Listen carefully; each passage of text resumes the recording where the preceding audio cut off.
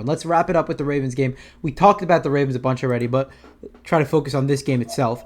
So I think that this is the biggest, according to PFF, the biggest leverage game of the week for the Ravens, obviously. So they say that the Ravens, and I'll draw it out, and Meisty knows the reasons as well, but with a win, have a 48% chance. So they win, they're a toss-up, right? Loss, 12% chance. If the Ravens lose this game, their season is essentially over. And the reason is because of the division tiebreaker, right? The Ravens and Steelers need to end. Basically, the Ravens control their own destiny, because if they win every other game and they end with the Steelers tied, they'll win because they have the division tiebreaker. Snoop Huntley beat the Bears. The Steelers lost to the Bears. They have the common tiebreaker. That's what Meisty was referring to, Snoop Huntley saving the Ravens season. So it could end up being the case.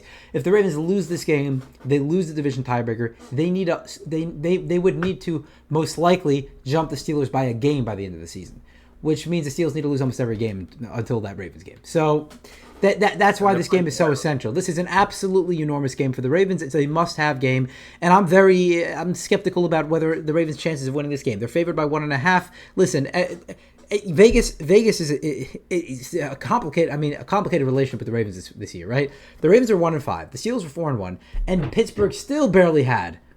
We're still barely favored to win the division.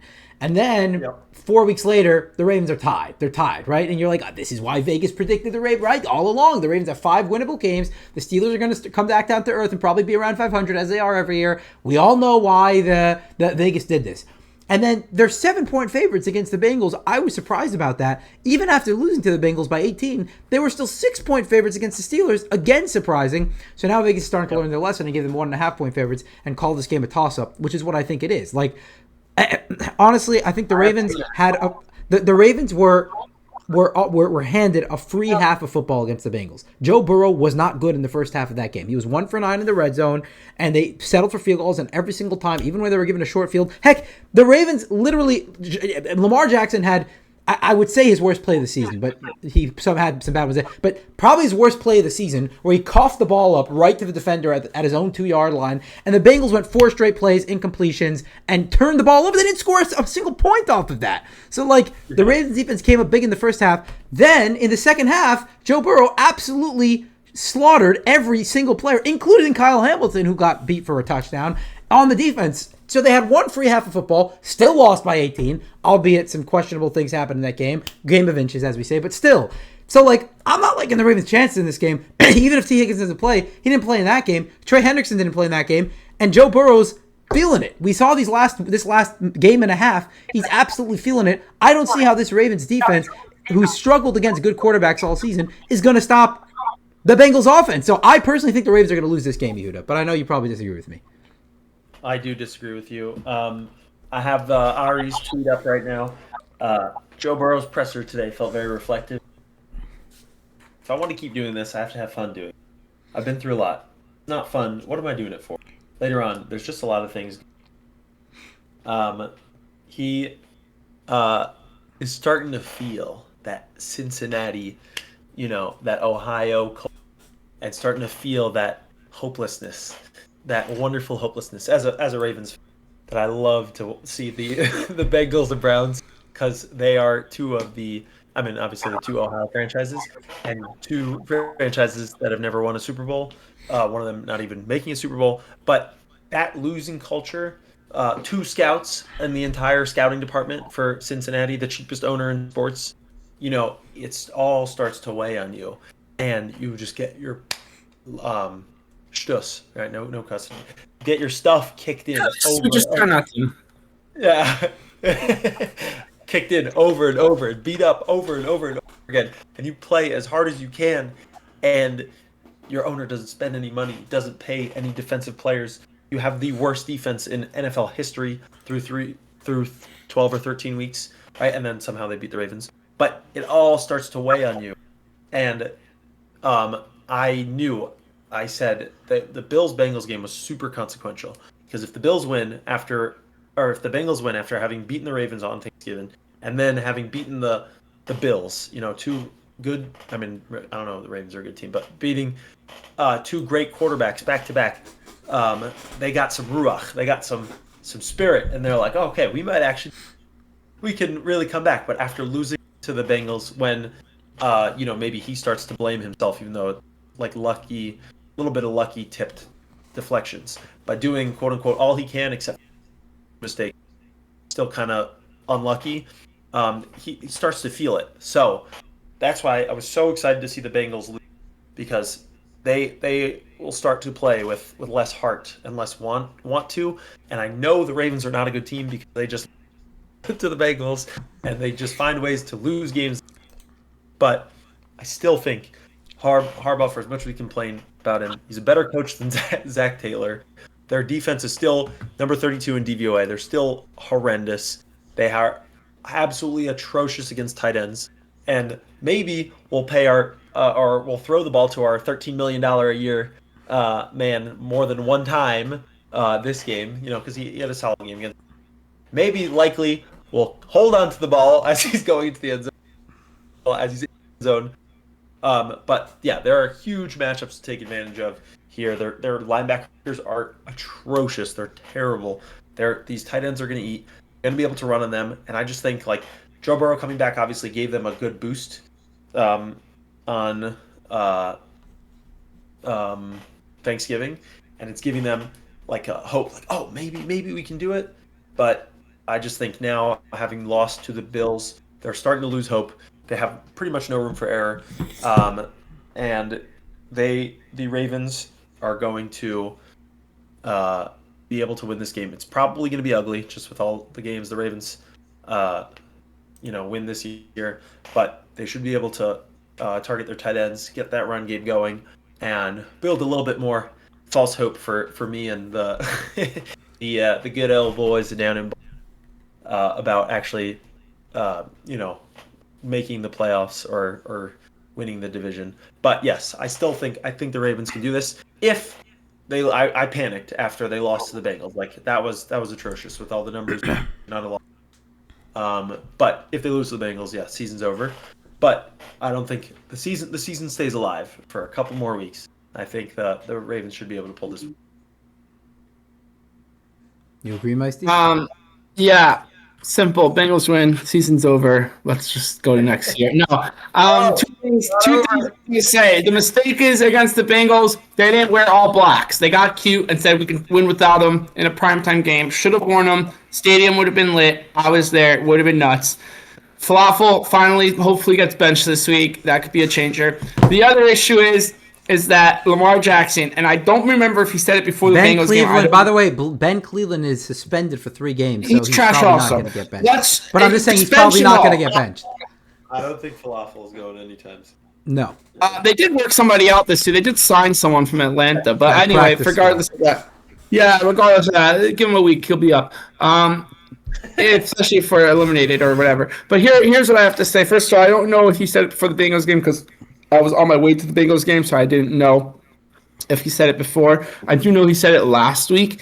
Lamar said it before the game to a reporter that it's a playoff game, and he played like he plays in the playoffs.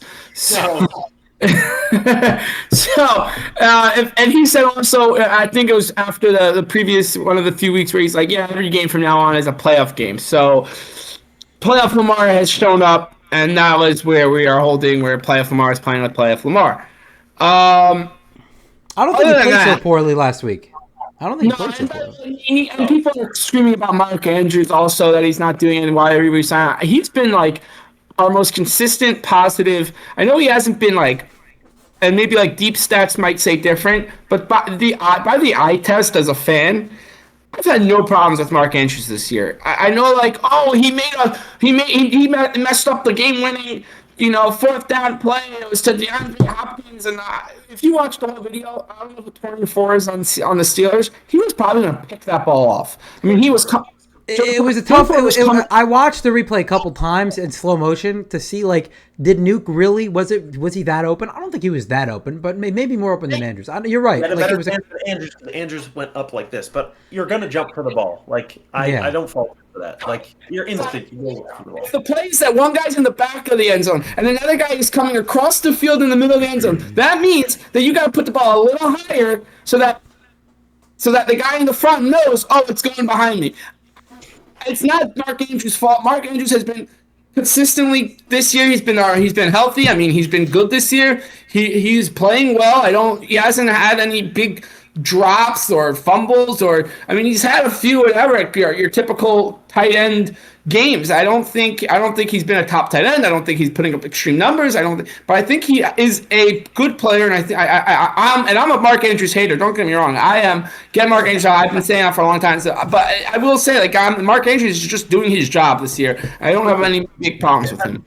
That hurricane touchdown, the hurricane play call where the fake tush push where he brought it back for a touchdown. That was awesome. And the week before they had the fake tush push pitch to Lamar in the Vikings game, which also was a big play in that game. It's pretty good. I mean, I'm sure, but it is what it is. And Isaiah Likely's clearly not the answer. Something's wrong with him in general. Obviously, big play after big play. He makes touchdown catches. But you know what?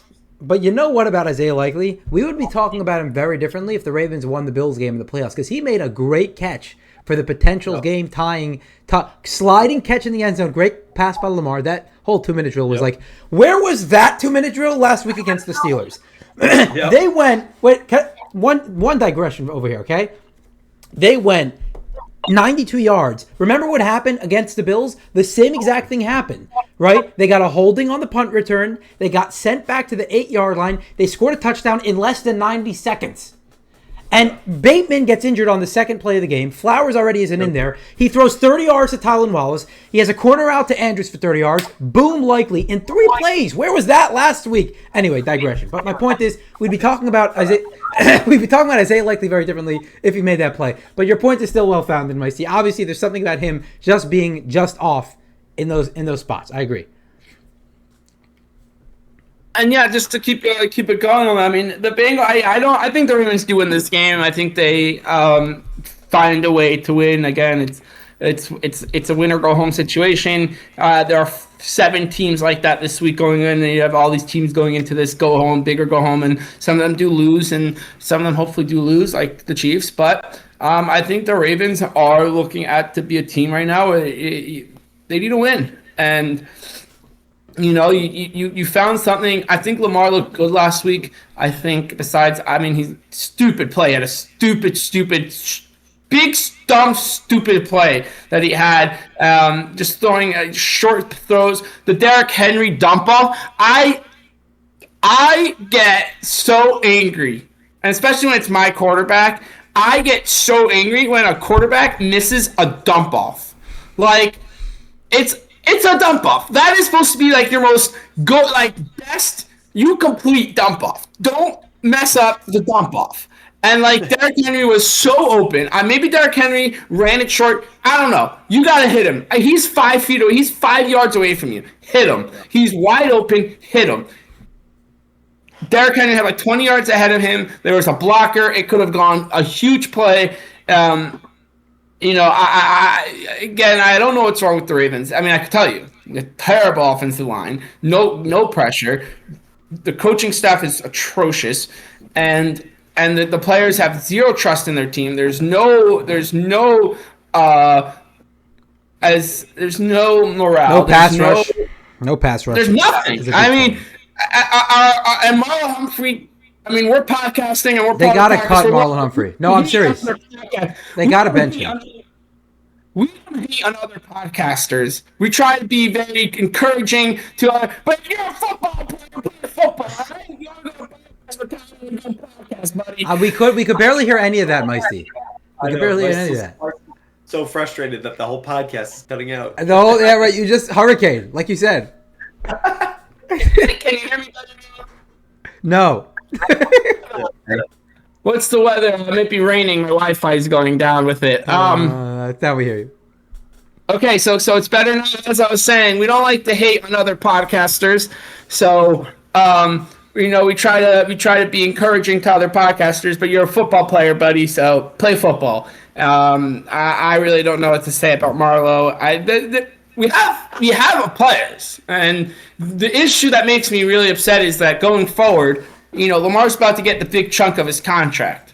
The Ravens obviously signed him to a long-term deal saying, hey, win in the early part, collect your money in the second part. Well, he didn't win in the early part, and now we're getting to the second part. Lamar Jackson might have to give up some money here to get an offensive line. He might have to be willing to cut some money out to help his offense, to help his team pay more players. I don't know what the Ravens have to do here, but the Ravens need to look this season. I'm okay. All right, if we win it all, this can be the point where you're like, you called it off. I'm okay with that. All right, I'll be happy when they win, but I'm ready to miss the playoffs. I have accepted it. God willing, they make the playoffs. God willing, they win the Super Bowl, and all is good and great. But at the same time, miss the playoffs. Changes have to happen. Whether you trade Lamar to the Colts, whether you're firing your whole coaching staff, bring in John Gruden. I don't care. Do something. Do something different. There's a lot to break down for the Ravens because like the entire season, what's gone, and we haven't really been breaking it down throughout the season. So I think we're gonna have to discuss that a little more as the weeks go. So, Yehuda, you're picking the Ravens. Meisty, you're picking the Ravens. I'm picking the Bengals, and I hope I'm wrong. Then to cover. That's my prediction. It's 2.5. It's 1.5 Ravens. Eagles won.